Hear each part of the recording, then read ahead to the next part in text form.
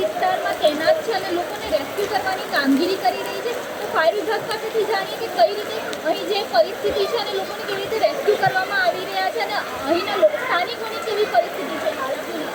નમસ્કાર, sub fire officer Sunil Chaudhary તેમજ જિગ્નેશ ટંડન સાહેબ નામ દરવાજા.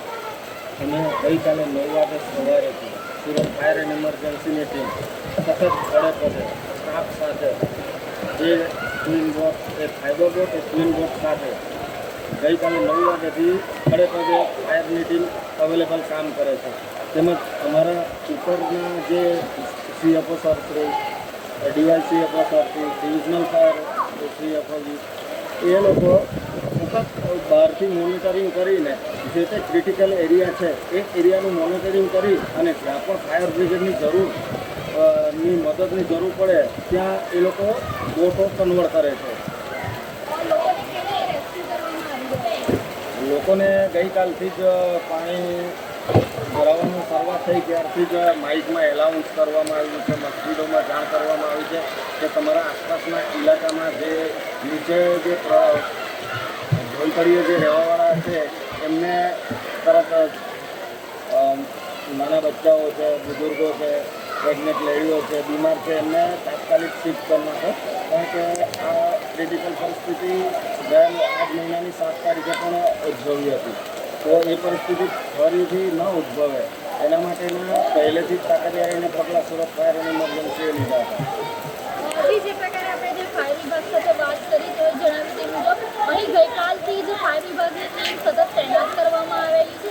તો જે પ્રકારે અહીં ફાયર વિભાગ દ્વારા લોકોને રેસ્ક્યુ કરવાની પણ કામગીરી ગઈકાલે કરવામાં આવી હતી અને લોકોને હાલ અત્યારે જે ફૂડ પેકેટ પણ વિતરણ કરવામાં આવી રહ્યા છે. લીંબાડ પોલીસ સ્ટેશનના પીઆઈ તેમજ તેમની ટીમ દ્વારા અહીં લોકો જે છે સ્થાનિકોને ફૂડ પેકેટ વિતરણ કરવામાં આવ્યા છે અને જે લોકો જેઓના ઘરમાં પાણી ભરાઈ ગયા છે તેઓને સલામત સ્થળે સ્થળાંતર પણ કરવામાં આવેલા છે. શું નામ અને શું સમસ્યા છે?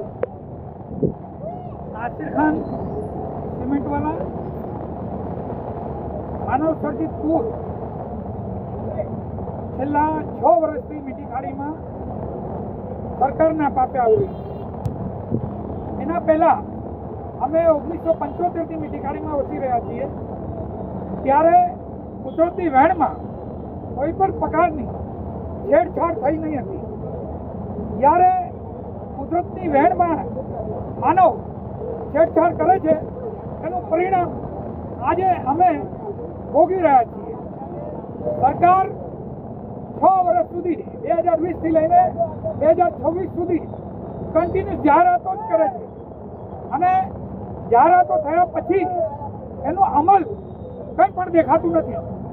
સાહેબ, હું એમ કહું છું કે આ 7 જુલાઈ 2026ના રોજ જ્યારે કુદરતી આફત અમારી પર આવી પડી ત્યારે સીએમ સાહેબ અને ડેપ્યુટી સીએમ સાહેબે જાહેરાત કરી કે દરેક ઘરની અંદર લોકોને કેઝ્યુઅલ આપવામાં આવશે.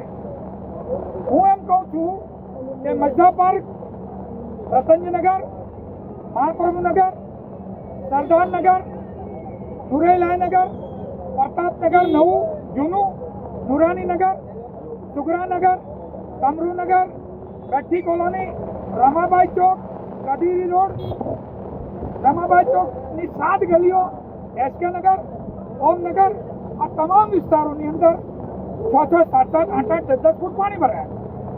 ડેપ્યુટી સીએમ સાહેબે બીજા જ 8 તારીખે બીજા જ દિવસે જાહેરાત કરી કે લોકોને સ્થળ પર જઈને મામલતદારની ટીમ સર્વે કરશે અને 6800ની સહાય કરશે.